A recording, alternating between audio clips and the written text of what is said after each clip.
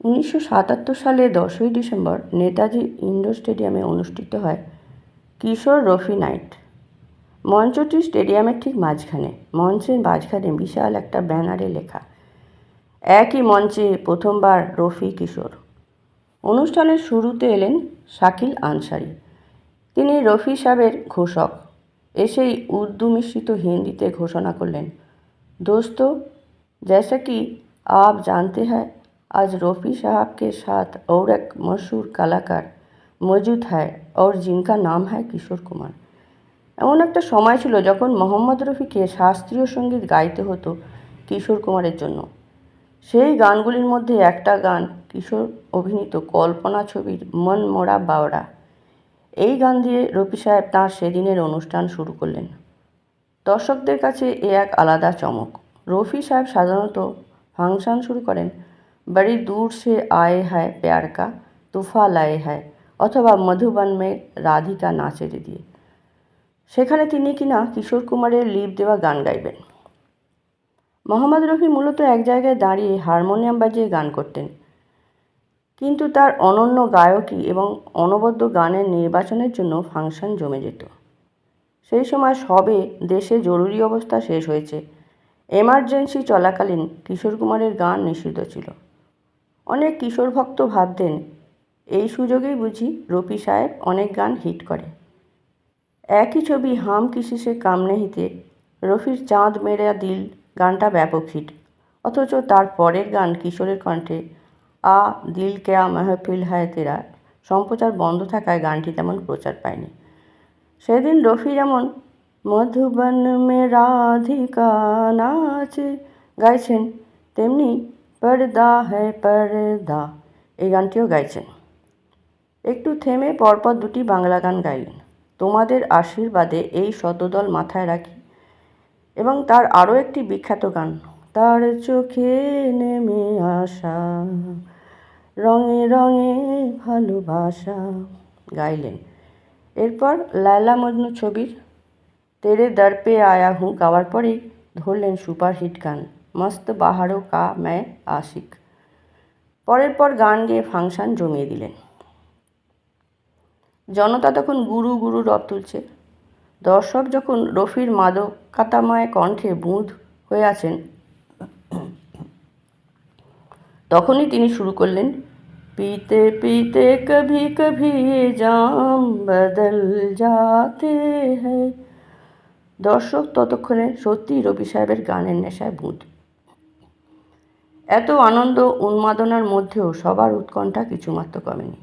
তার কারণ মঞ্চ থেকে মোহাম্মদ রফির প্রস্থানের পর তখন কিশোর কুমারকে দেখার অপেক্ষায় আছে সবাই।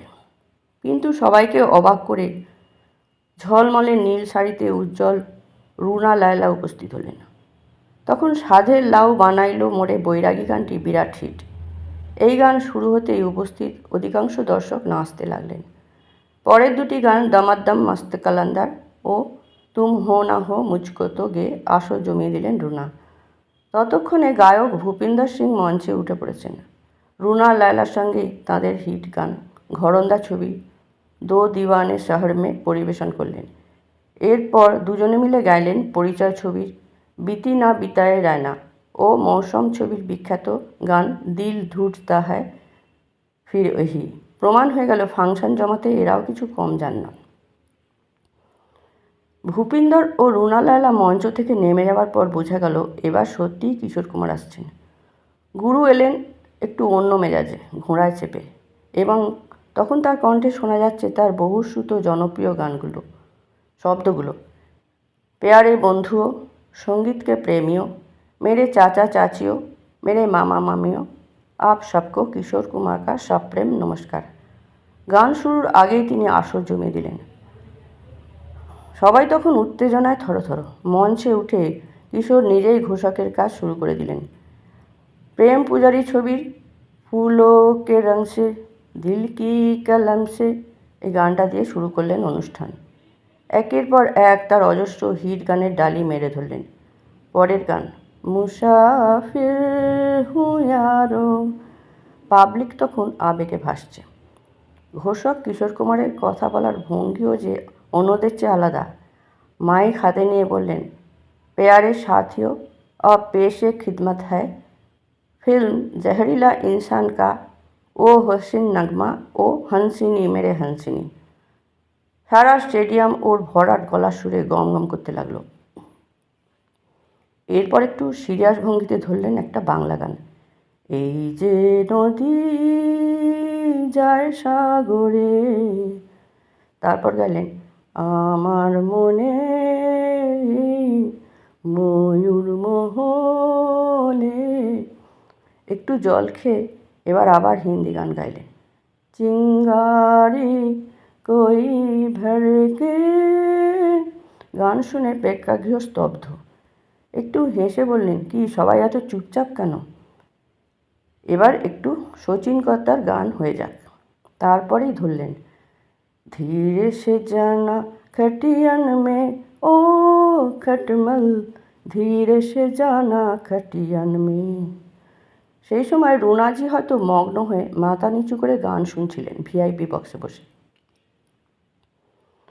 কিশোর তখন গেয়ে চলেছেন, সোই হ্যায় রাজকুমারী দেখ রহি মিঠি স্বপ্নে। তখনই লাইটম্যান রুনাকে ফোকাস করতে সবাই প্রবল উৎসাহে রুনাকে এমনভাবে দেখতে লাগলেন যেন সত্যি রুনা ঘুমিয়ে পড়েছেন। ওই হুল্লোড়ের মধ্যে গুরু গাইছেন, যা যা ছুপ যা সড়িয়ন মে ও খটমল। রুনাজি তখন সত্যিই ব্যস্ত সমস্ত। এই দেখে পাশে বসা এক দর্শক বলতে লাগলেন, এই না হলে কিশোর। গানের সঙ্গে কিভাবে বিনোদন আর মনোরঞ্জনকে মেশাতে হয় একমাত্র গুরুই জানেন। সেদিন শেষ গান ছিল, চলতে চলতে मेरे ये गीत याद रखना, कभी अलविदा ना कहना, कभी अलविदा ना कहना।